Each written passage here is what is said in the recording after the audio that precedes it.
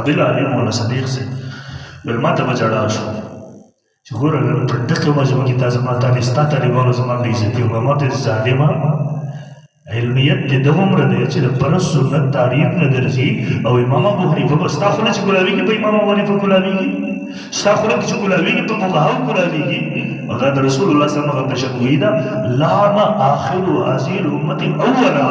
د دې امت وروستني خلک به راپاسې په اولو باندې به درخیل شروع کړي مړه بس دیو په قرآن نه پوهېده او دیو په حدیثو نه پوهېده او دیو په دې ذکر قرآن او ته چې راونیسې هره ګونګړ بچی نه بیا قرآن پېژنې نه حدیث پېژني حتی چې تعریف هم غریب ته نه ورځي نو بار به عرض کوو دا تصور دا پیش کوي قرآن حدیث پرېښودل امام پسې نه ورځي ته زموږ کتابونه وګوره زموږ تقریرونه واوره موږ څه وایو زموږ ټول امام شاه ولی الله رحمه الله دې باندې مستقل کتاب لیکلی عقد الجید فی احکام الاجتهاد والتقلید ناقل له شاه صاحب د ماهرینو نه هغه تعریف کوي التقلید اتباع الروایت دلالتا د ماهر شریعت پر رهنمایي کې په شریعت باندې عمل کول دې ته تقلید ویل کېږي دا مونږ تاسو لمونځ کوو که نه یو امام باقي مقتدیان دي امام حمد الله عبادت کې ځینې مسلې وضاحت نه کوم صرف تمهید په طور تاسو سوالات ته راوړم امام حمد الله عبادت کې مقتدیان هم د الله عبادت کوي امام هم سجده الله ته کوي مقتدیان هم سجده الله ته کوي فرق دا وي امام بر راس الله ته سجده لګوي مقتدیان د امام په اقتدا کې الله ته سجده لګوي امام بر راس د الله عبادت کوي مقتدیان د امام پر رهنمایي اقتدا کې الله عبادت کوي دغه امام ابو حنیفه امام شافعي مالک احمد په قرآن سنت باندې عمل کوي الحمدلله موږ په اجتهادي مسایلو کې د هغوی په اقتدا کې په قرآن سنت باندې عمل کوو اوس کې څوک راشي هغه وایي یاره د امام صاحب ډېر ښه سړی دی ګوره الله ته سجده لګوي د مقتدیان غټ مشرکان د امام ته سجده لګوي نو ته به ورته وایې دلته پېښور کې 4 نمبر بسونه دي پاکستانو ته ځي هغې کې کښېنه لاړ شه 2 کاله د خپلو دماغو علاج ورته به راشه دغه سړي سره به څه او دی غریب هم په خپل ایمان پسې بیا زمونږ کتابونه چې تقلید تعریفات کړي دي زمونږ څومره د اصولو کتاب ټول راوړه خلاصه او حاصل یې دا دی التقلید اتباع الغیر علی ظن انه محق بلا نظر فی الدلیل یعنی د چا بادریله خبره بغیر د مطالبې د دلیل نه منل په دې حسن ظن سره چې دی د اهل حقو نه دی د محققینو نه دی د دلیل موافق به ورته زه تفصیلات د نوم نه ورځم چې مخکې ما تاسو ته کله د وصل خبره پاتې کېږي دې خلکو تېره ژبه ما تاسو ته ویلي د چا په عقلیاتو پسې مو ورپسې کېږي د چا په شبهاتو پسې مو بلکې اورئ منه سره نن سبا اسلام باندې خلک اعتراضات کوي په قرآن باندې خلک اعتراضات کوي په حدیثو باندې خلک اعتراضات کوي په محمد رسول الله باندې حتی چې په خدای باندې خلک اعتراضات کوي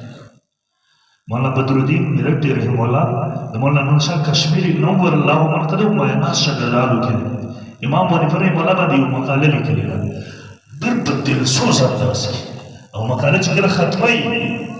د موسی علیه السلام یو قول یې نقل کړی موسی علیه السلام ډېر جلالي طبیعت والا انسان صح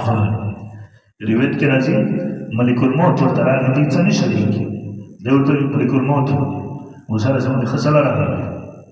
ورته روح ته پسې ورته راسي ګزارې سترګې دې بهر راویسته هغه الله تعالی ته راوړل دغه چې چاته دې لېږلی وم چې کله ما ورته چې روح ته بس کړل زه په دا قوم باندې سترګې راته راویستې یو ځل استسقا ته وته درېیمه ورځ ده نو دا خو ډېر جلالي سړی و الله تعالی زه راوځم او ته باران نه کېږي نو جبریل علیه الصلاة وسلام راغی ویل الله تعالی فرمایي چې په دې کې یو نمام دی چغلخور نو دی جبریل ته وایي ته الله تعالی ته ووایه چې دا سړی ما ته راته راوښیه چې دا څوک دی و خو جلالي سړی نو الله تعالی پسې بیا جبریل علیه السلام راغی ویل یو نمام د وجې نه ما باران نه کړه اوس ته غواړې چې زم نمام جوړ شم نو ورته یې ښه څه وکړو ویل عمومي بیان وکړه په چغلخور نو دی عمومي بیان شروع کړو نو کله چې یو عالم بیان کوي او د مرض په چا کې یا ټیک ورته زه چا ورښودلی وروسته راغی موسی علیه السلام په لاس یې لاس کېښود بس وایي زه توبه وباسم د هغې نه پس الله تعالی باران بلکې د آدم علیه السلام سره چې د دې ملاقات وشو د ده ټول طبیعت جلالي و د آدم علیه السلام سره وایي تا هغه زموږ نه نیکۍ چې ستا د وجې نه موږ ټول الله د جنت نه راوویستو دلته یې راولېږو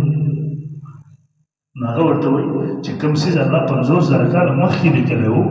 ته په هغې ما ولې ملامت وکړې دې منځ کې مناظره وشوله حدیث کې راځي موسی علیه السلام یې پړ کړ ورته خاموش شو دې مناظره کې مونږ د امتحان کې د وړاندیز کې د سوال راغلی چې دا موسی علیه السلام آدم علیه السلام په تقدیر سره حجت ونیو نو سبا به هغه خلک هم وایي چې الله موږ خو کافر وو زموږ څه ګناه وو تا تقدیر لیکلی نو بیا موږ ورته دلته وضاحتونه کوو چې یو خو تقدیر د علم الهي نوم دی د تدبیر الهي نوم نه دی لهذا دا قسمه سوالات کې ورته صورت او دویم دا آدم علیه السلام چې څه اشاره کوله هغه رب فیصله دا کړې انی جاعل فی الارض خلیفه نو آدم علیه السلام خو د جنت لپاره نو پیدا کړی چې اول ربانې ته اوسېږي خو د ځمکې لپاره یې خلیفه پیدا کړی او چې د ځمکې لپاره یې خلیفه پیدا کړی نو هغه خو د هغې لپاره چې بهانه وګرځي نو خو موږ الله دې لپاره پیدا کړي وو خامخا درانې بهرحال خبره بهانه لرې ځي ویل موسی علیه السلام یو ځل الله ته وویل هغه خپله مقاله په دې خلیفه یو ځل الله تعالی ته وویل یا الله ته د خلکو دا خولۍ ما نه ولې نه بندې دا ما پسې لګیا دي ځکه موسی علیه السلام تهمتونه د زنا ولګول بله یې ولګو ظالمانو څه څه و چې هغه ته تکلیف ونه رسول ویل الله د خلکو دا خولۍ ته ما نه ولې نه اړه جبرئیل علیه السلام راغی ویل الله تعالی وایي چې د خلکو خولۍ ما ځان نه دي اړولې نو تا دې ولې واړو نو خلکو الله تعالی پسې لګیا دي نو مولانا بدرعلم ملت تیرې مولا لیکلي دي چې ګوره جواب ورته راغی دا خولۍ د الله تعالی نه دي باندې شوي دیو الله نه دی معاف کړی دیو رسول الله نه دی معاف کړی دیو انبیا نه دی معاف کړي دیو صحابه کرام نه دی معاف کړي امام ابو حنیفه مولا راوړل ډېر څه شي ورو کې څه نو بالا و یو طرف ته قران حدیث بل طرف ته فقه نو موږ یو څوک د قران حدیث په مقابله کې بل څه باندې د کافر آکاش کلیو صحیح خبره کړې وي چې یو طرف ته امام ابو حنیفه بل طرف ته دې د ورغه مولا چې د فرض او سنت تعریفات نه ورسي د دې غریب علم ته عمر دی او د دې غریب ایمان د عمر دی چې لږ تکلیف تر راغله دا اوس چې څوک په میډیا مخکې رسته کې له غربت تر راغله کور کې یو ټیم روټي ورته نه ادي نیم شیخ جوړ کړو مال او په سر ګل ته مخکې کړي خپل ظالم اقرار هم کوي نو خپل ته په ګېډه باندې مور کړی په حال وی ته ورډ شیر کړی نو ظالم امام ابو حنیفه رحم الله ولې ټارګټ کړي هغه مذهب ولې ټارګټ کړي تر اوسه پورې وتا په دې خپل ژوند تیر کړی دی او کتابه د عزیز نه پوي راشه چې موږ دې پوي کو دغه دښمنی ولې کړی او موږ ته پته ده د خلکو کې نه حدیث کاش کړي خلکو ته دروغ نه کاش کړي دې ویلي یو طرف تر امام ابو حنیفه راځي بل طرف ته رسول الله صلی الله علیه وسلم د مولا راځي چې 500 روپو لپاره ایمان خرڅي اگر 500 روپو لپاره د یو ټیم ډوډۍ لپاره خپل مذهب بدلای کاش کړي ته دا ویلي یو طرف ته صحابه کرام شاګرد دي دا سړي راي دا چې الله پیغمبر صلی الله علیه وسلم دا غته شرعي کوي لو كان الدين عند السريا لو كان الايمان عند السريا لو كان العلم عند السريا لذهب به رجل من فارس او ټول په اتفاق سره امام اعظم ابو حنیفه رحمه الله مصداق ته د بخاری مسلم کې د روایت موجود دي د نور کتابونو حواله درکو او کاش کې ته دا ویلي پر امام اعظم ابو حنیفه رحمه الله کله چې وفات شو ظلم خلاف چې کله ودرېدو په سره کوړې وخړې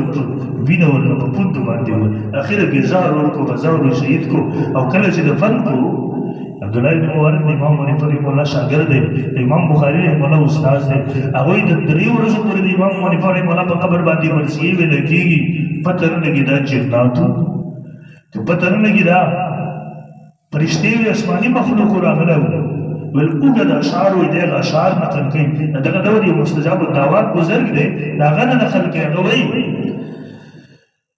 په هغه وخت کې عبدالله بن مبارک رحمه الله زموږ تقریبا اکثرو کتابونو اشعار نقل کړي ډېر اوږده اشعار د امام حنیفه رحمه الله په باره کې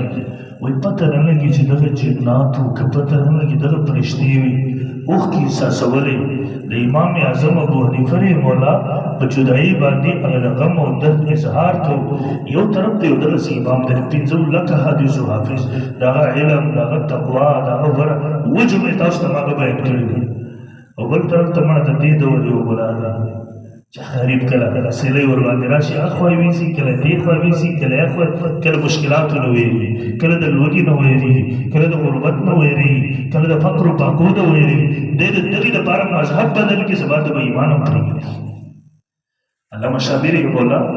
مسله لیکل څاور ته پوسو کوي سره ده نفي دی یو ځکه رشته کوله جنۍ ته رشته ورولېږل چونکې هغه جنۍ شاته یوه مسله کوه هغوی ورته قید ورولېږه ویل ته